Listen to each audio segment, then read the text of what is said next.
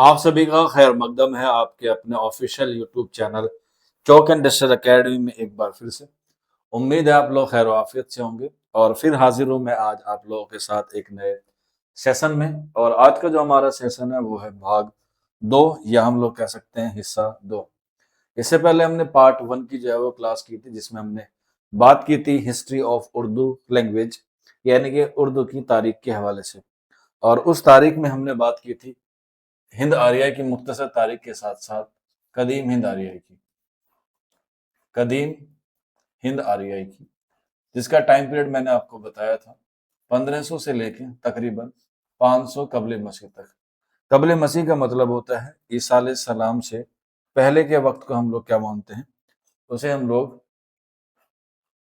कबल मसीह का नाम जो है वो जानते हैं और उसे जो है वो हम लोग देते हैं। उसके बाद दूसरा दौर शुरू होता है जिसे हम लोग कहते हैं अहद वस्ता का दौर। ठीक, किसका दौर शुरू होता है? अहद वस्ता का दौर। अहद वस्ता का दौर कह सकते हैं या अहद वस्ता हिंद आर्याई हम लोग कह सकते हैं।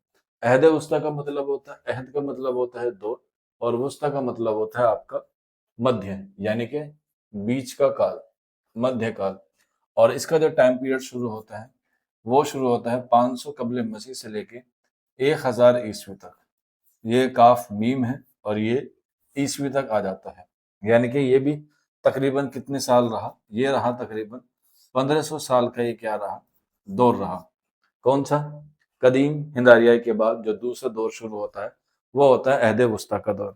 और अहद वस्ता में हम लोग जो है वो एक नई जबान को जो है वो पढ़ते हैं। मैंने इससे पहले बताया था कि जब क्लासिकी संस्कृत का दौर आता है और उसमें रामायण और महाभारत आती है तो उस पर जो है वो चार चार जो है वो व्यवस्था होती है, जिसे पहला माना जाता है ब्राह्मण, दूसरा माना जाता है क्षत्रिय, तीसरा माना जाता है वैश्य और चौथा माना जाता है शूद्र। तो इस पर जो है वो निम्न जाति के लोगों को रामायण और महाभारत पर जो है वो पाबंदी लगा दी जाती है। वो नहीं, उनको पढ़ने के लिए जो है वो उनको मना कर दिया जाता है। तो इसीलिए एक नया धर्म जो है वो आता है और नए धर्म के लोग जो है वो इस भेदभाव को खत्म करते हैं और वो होते हैं गौतम बुद्ध, भगवान गौतम बुद्ध और उसके साथ साथ महावीर स्वामी। ठीक है, महावीर स्वामी। तो महावीर स्वामी जो है वो जैन धर्म के संस्थापक माने जाते हैं। इनका ताल्लुक जैन धर्म से है और इनका जो है वो बौद्ध धर्म से है। और इन्होंने जो है वो एक नई जबान शुरू की जिसे हम लोग कहते हैं प्राकृत। ठीक है, प्राकृत का मतलब होता है प्रकृति से मिली हुई जबान को हम लोग जो है वो प्राकृत कहते हैं। और दूसरे दौर में यानी कि अहद वस्ता में जो जबान का उरूज हुआ, जो जबान बन के आई, वो आई प्राकृत। प्राकृत के मायने अक्सर एग्जाम में पूछे जाते हैं, तो आप लोग बता सकते हैं इसे हम लोग फितरी जबान के नाम से भी जो है वो जानते हैं। ठीक है, फितरी जबान यानी कि नेचुरल, प्राकृतिक जबान भी इसे हम लोग कहते हैं। यहीं पर जीके का एक सवाल आ जाता है कि बौद्ध संगति कितनी हुई? तो आप लोग बता सकते हैं बौद्ध संगति जो है वो 4 हुई हैं। और जैन कितनी हुई है? जैन की संगति 3 हुई है, जो धर्म के प्रचार और प्रसार के लिए की गई है। क्योंकि इस बार जीके भी आप लोगों का ऐड किया गया है यूपी टीजीटी में।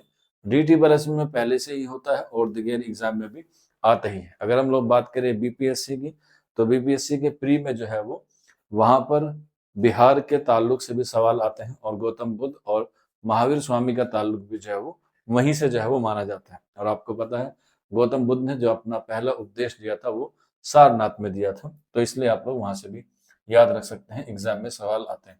तो ये जो हमारा प्राकृत का दौर शुरू होता है जिसे हम लोग अहद वस्ता भी कहते हैं, इसको जो है वो 3 इदवार में बांटा गया है। जैसे हम लोग कहते हैं पहली प्राकृत, पहली प्राकृत, इसके बाद पहली प्राकृत के बाद दूसरी प्राकृत, ये दूसरी प्राकृत, दूसरी प्राकृत के बाद तीसरी प्राकृत, तीसरी प्राकृत। तो ये 3 इतवार में जो है वो अहद वस्ता को बांटा गया है।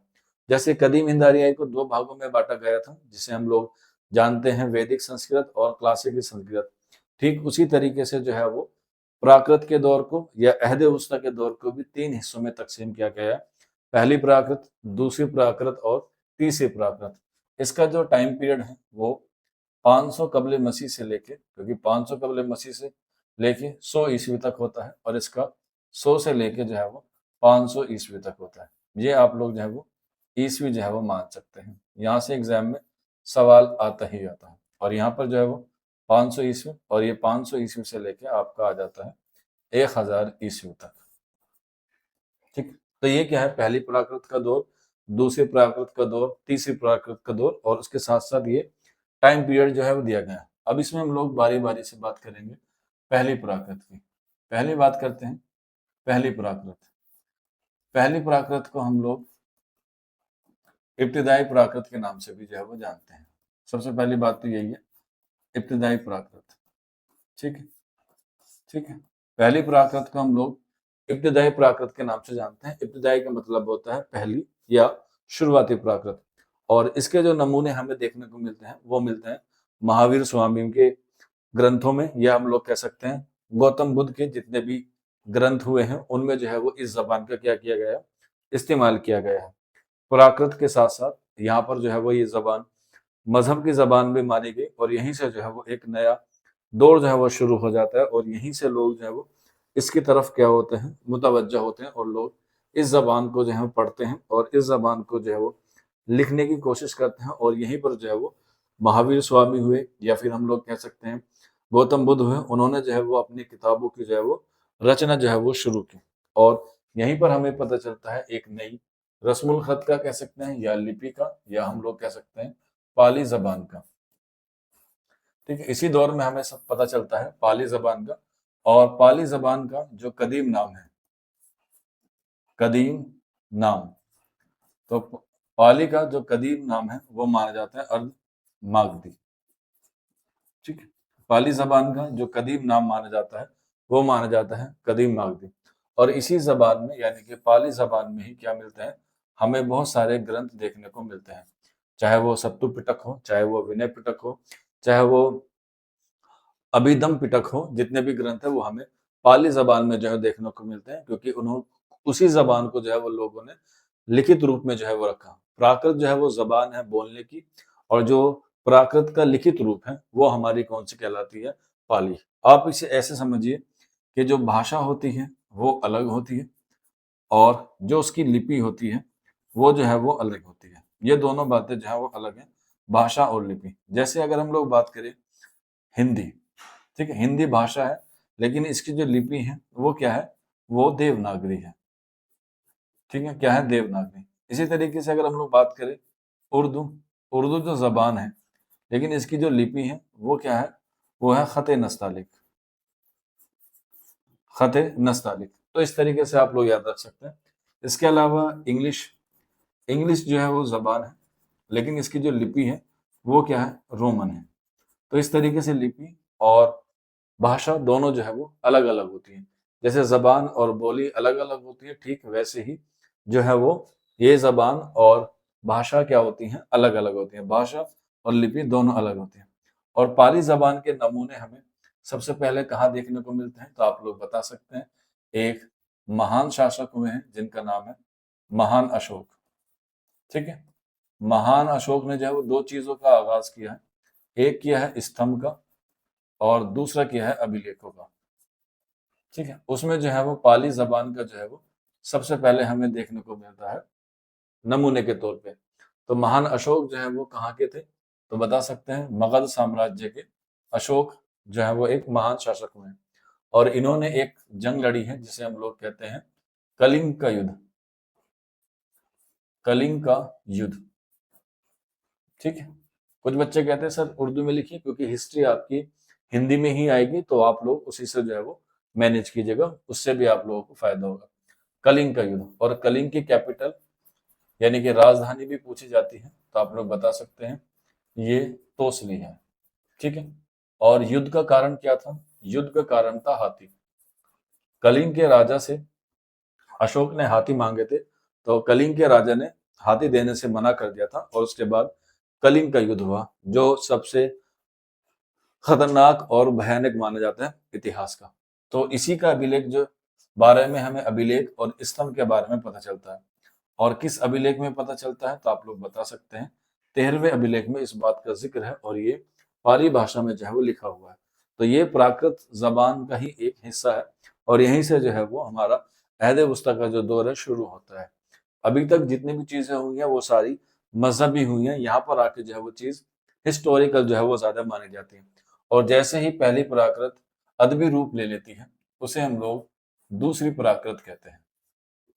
ठीक है, यानी यानी कि जैसे पहली प्राकृत जैसे ही अदबी रूप ले लेती है उसे हम लोग दूसरी प्राकृत कहते हैं। इसीलिए दूसरी प्राकृत का नाम होता है अदबी प्राकृत, क्योंकि इसमें जितने भी ग्रंथ हैं वो लिखे जा चुके होते हैं और यहीं से जो है वो प्राकृत और अपने आप को जो है वो आगे बढ़ाने की कोशिश करती है। और जब भगवान गौतम बुद्ध और महावीर स्वामी ने अपने धर्म और प्रचार के लिए देश के अलग अलग हिस्सों में प्रचार और प्रसार के लिए तबलीग की, यानी कि अपने धर्म को आगे बढ़ाने के लिए अपना कारवा जो है वो आगे बढ़ाया, तो वहीं पर जो है वो इलाकाई जबान जो है वो लोगों के सामने आई और उन इलाकाओं में ही ये अदबी प्राकृत जो है वो अलग अलग हिस्सों में बांटी गई और इसे यानी कि अदबी प्राकृत को 5 हिस्सों में क्या किया गया, तकसीम किया गया, या कह सकते हैं 5 इलाकों में तकसीम किया गया। जिसमें पहला आता है हमारे पास महाराष्ट्र, महाराष्ट्र। ठीक है, इसके बाद दूसरी आती है हमारे पास महाराष्ट्र के बाद मागधी, मागधी। इसके बाद तीसरी आती है अर्ध मागधी, अर्ध मागधी।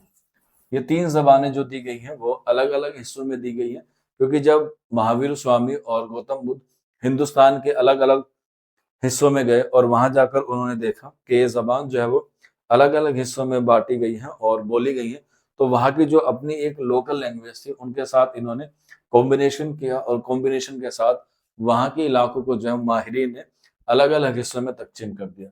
जैसे महाराष्ट्र हो गया, मागधी हो गया, अर्ध मागधी हो गया। इसके बाद आता है सूरसैनी। क्या आता है? सूरसैनी। और सूरसैनी के बाद 5वीं आती है पिशाची। तो ये 5 अलग अलग इलाकों में जो है वो तकसीम हो गई अदबी प्राकृत, जिसमें महाराष्ट्री, मगधी, अर्ध मगधी, शूरसैनी और पिशाची का नाम आता है। और जैसे ही ये पिशाची और ये दूसरी प्राकृत, ये अदबी प्राकृत 5 हिस्सों में बांटी गई, जैसे ही ये 5 हिस्सों में बांटी गई, ये जो है वो एक तीसरे दौर में शुरू हो जाती है, या कह सकते हैं तीसरा दौर जो है वो शुरू हो जाता है, तीसरा दौर। ठीक है, और तीसरे दौर को हम लोग किसका दौर कहते हैं? तीसरा दौर कहते हैं हम लोग अपभ्रंश का दौर। ठीक है, तीसरे दौर को या तीसरी प्राकृत को हम लोग क्या कहते हैं? अपभ्रंश का दौर। अपभ्रंश का दौर क्यों कहा जाता है? क्योंकि अपभ्रंश का मतलब होता है बिगड़ी हुई जबान, बिगड़ी हुई जबान। यानी कि जो जबान चली थी वो अलग अलग इलाकों में जाके क्या हो गई, बट गई, और उसमें जब वो बट गई तो उसमें एक नई जबान उरूज में आई और उस नई जबान में जो पुरानी जबान थी दोनों मिल गई और अपभ्रंश का दौर कहलाया गया। और अपभ्रंश का दौर जब कहलाया गया तो एक नई जबान बनी और उस जबान को हमने कहा अपभ्रंश। और अपभ्रंश का जो मायने निकल के आया वो आया बिगड़ी हुई जबान। और इस अपभ्रंश में जो सबसे ज्यादा असर पड़ा वो किसका पड़ा? वो पड़ा शूरसैनी अपभ्रंश का, शूरसैनी अपभ्रंश। इसीलिए एग्जाम में सवाल आता है कि शूरसैनी अपभ्रंश का ताल्लुक कहाँ से है, तो आप लोग बता सकते हैं शूरसैनी अपभ्रंश का ताल्लुक कहाँ से है? मथुरा से है। और मथुरा में कौन सी जबान बोली जाती है? ब्रज बोली जाती है। और आपने पता है, आपको पता होगा, इतनी बात तो हर शख्स जानता है कि उर्दू ब्रज भाषा से निकली है। ये कौल किसका है? ये कौल है मोहम्मद हुसैन आज़ाद का, जो उन्होंने अपनी किताब आब हयात में बताया है। आब हयात का पहला एडिशन 1800 में शाये हुआ उत्तर प्रदेश उर्दू अकादमी लखनऊ से, और उसका दूसरा एडिशन शाये हुआ 1883 में, ये भी उत्तर प्रदेश उर्दू अकादमी लखनऊ से शाये हुआ। जिसके पहले एडिशन में 28 शोरा थे और बाद वाले में 29 शोरा हो गए। तो यहीं पर शूरसैनी अपभ्रंश का ताल्लुक पूछा जाता है, कहाँ से है? तो मथुरा से। और यही शूरसैनी अपभ्रंश जो है वो आगे चल के कहाँ कहलाती है? अपभ्रंश के दौर में चली जाती है। और जैसे ही शूरसैनी अपभ्रंश का दौर खत्म होता है हम लोग पहुंच जाते हैं जदीद दौर में, या कह सकते हैं जदीद हिंद आर्याई दौर में। तो जैसे ही शूरसेनी अपभ्रंश का दौर खत्म होता है, वैसे ही हम लोग जदीद हिंद आर्याई में पहुंच जाते हैं। और तीसरा दौर जो है वो किसका दौर कहलाता है? अपभ्रंश का। और अपभ्रंश के मायने होते हैं बिगड़ी हुई जबान के। अब ये जो शूरसेनी अपभ्रंश है, इसको भी कितने इदवार में या कितने हिस्सों में तकसीम किया गया है, तो आप लोग बता सकते हैं। शूरसेनी अपभ्रंश को जो है वो कितने इदवार में तकसीम किया गया है? 5। 1, 2, 3, 4 और 5। ठीक, ये शूरसेनी अपभ्रंश को भी जो है वो 5 भागों में क्या किया गया है? तकसीम किया गया है। जो हमने 5 इलाके पढ़े थे, बस उसी के आगे क्या लग जाता है? शूरसेनी अपभ्रंश लग जाता है और वही नाम जो है वो रहता है। जैसे अगर हम लोग बात करें शूरसेनी अपभ्रंश के हवाले से, इसमें वही नाम आ जाते हैं जो हमने अभी पढ़े हैं। और उसमें से जो है सिर्फ आपको क्या करना है?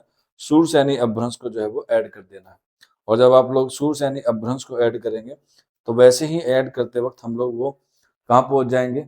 जदीद हिंद आर्याई में जो है वो पहुंच जाएंगे। जैसे पहला हमने पढ़ा था शूरसेनी अपभ्रंश से पहले जो हमारी प्राकृत थी, शूरसेनी अपभ्रंश में हमने पढ़ा था महाराष्ट्र। तो पहला आ जाएगा शूरसेनी अपभ्रंश महाराष्ट्र, क्योंकि इसका ताल्लुक महाराष्ट्र से। और अब महाराष्ट्र में कौन सी बोली जाती है? तो आप लोग बता सकते हैं, महाराष्ट्र में बोली जाती है मराठी। इसके बाद हम लोग बात करते हैं मागधी। मागधी, ठीक है, ये मगध के आसपास बोली जाती है। इसके बाद होती है अर्ध मागधी, ये बंगाल और बिहार के आसपास बोली जाती है। इसके बाद आ जाती है शूरसेनी अपभ्रंश, जो हमने वहां पे ऊपर देखा है। और इसका ताल्लुक कहाँ से हो जाता है? मथुरा से हो जाता है। इसके बाद पिशाची। पिशाची जब शूरसेनी अपभ्रंश में पहुंचती है तो उसका नाम हो जाता है केकई। ठीक है, केकई और पाचाड़। केकई और पाचाड़ जो है वो उसका नाम हो जाता है। तो इस तरीके से जब ये शूरसेनी अपभ्रंश अलग अलग इदवार में तकसीम होती है, महाराष्ट्र में मराठी, मागधी, अर्धमागधी, शूरसेनी मथुरा में, और केकई और प्राचड़ का दौर आ जाता है। और जैसे ही ये दौर शुरू होता है, हम लोग पहुंच जाते हैं एक नए दौर में, जिसका नाम है जदीद हिंद आर्याई। ठीक है, क्या है? जदीद हिंद आर्याई। और इसका जो टाइम पीरियड शुरू होता है वो होता है 1000 से लेके ताहाल तक, यानी कि आज तक जदीद हिंद आर्याई दौर का जो है वो टाइम पीरियड होता है। और यहीं से जो है वो हमारे बोलियां आती हैं। अभी हमने सिर्फ जबान पढ़ी है, यहाँ आके जो है वो बोलियां शुरू हो जाती हैं। और यहीं से जो है वो अलग अलग लोगों के मुख्तलिफ नज़रियात हैं। जो शूरसेनी अपभ्रंश है उसके हवाले से फिर हम लोग बात करेंगे, मशरकी हिंद के हवाले से फिर हम लोग बात करेंगे, मगरबी हिंद की बोलियां या मगरबी यूपी, फिर हम शुमाली हिंद की बोलियां। तो अभी तक हमने ज़बान की तारीख पढ़ी, क्योंकि ज़बान से ही क्या निकलती है? बोली निकलती है।